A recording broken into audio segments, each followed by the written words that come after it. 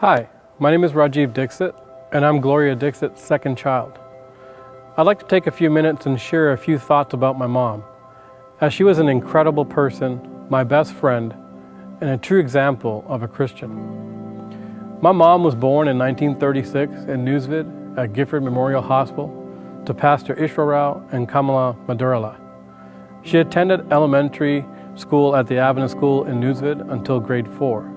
Her father, my grandfather, was transferred to Surat, so she went to Spicer College with her sister at grade 5. When my grandfather was transferred again, she went back and did part of her high school in Nasapur, Andhra, and then the rest at Spicer College.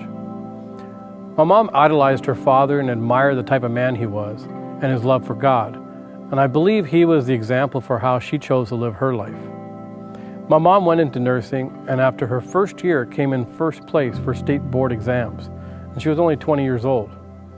After 3 long years of nursing school and 6 months of midwifery school in Madras, she eventually became a nurse at Ranchi Adventist Hospital.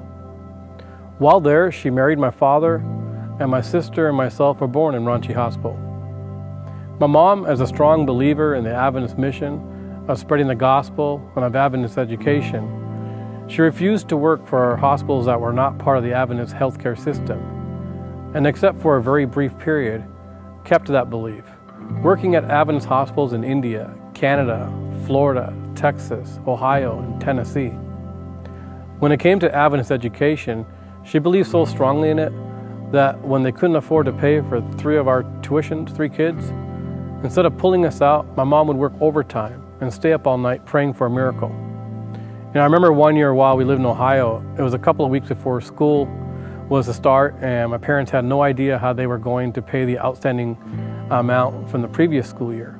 I remember my dad saying that we would probably be going to public school that year, but mom said absolutely not. She prayed, and then they went to the school to see the treasurer at Spring Valley Academy. When they got there, he said, "I'm so sorry I didn't call you. Someone paid the balance off for you, so your kids are free to enroll for this coming year." My mom's faith in God, and especially in prayer, has so many wonderful answers like that throughout her life, I could go on for hours sharing miracles after miracles because of her prayer and faith in God. My mom reminded me all the time that I was alive because when I was 2 months old, she prayed all night that God would spare my life because I was very sick, and that because of that, my life belonged to God. She actually reminded me of that just 2 nights before she went to sleep, and I'm so grateful. In my life, I've made mistakes and poor choices that had huge consequences, and despite all of it, my mom loved me unconditionally. She always prayed for me and encouraged me, and when I was ashamed and depressed, she reminded me that God loves me and that she loves me, and they have both forgiven me. In 2000, when my daughters Katie and Krista disappeared with their mother, my mom is the one who stayed up with me and consoled me.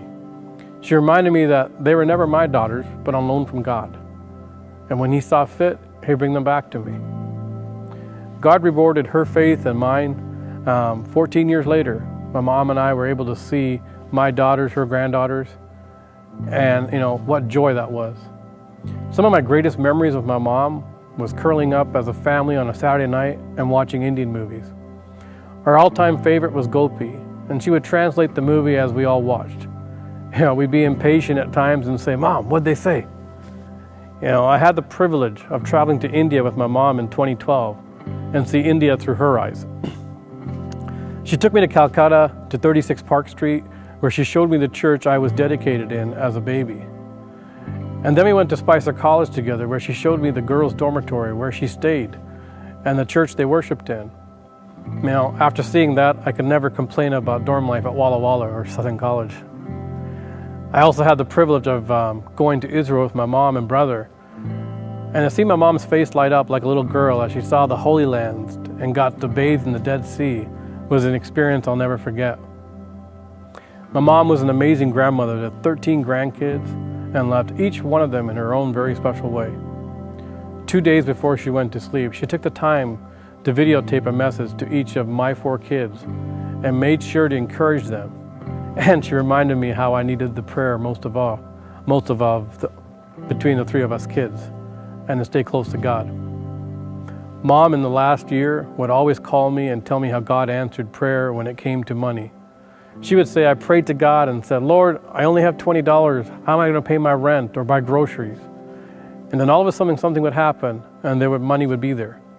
She reminded me to stay faithful in giving back to God. I'll miss my daily phone calls to my mom and the ability to share with her anything that came to my mind.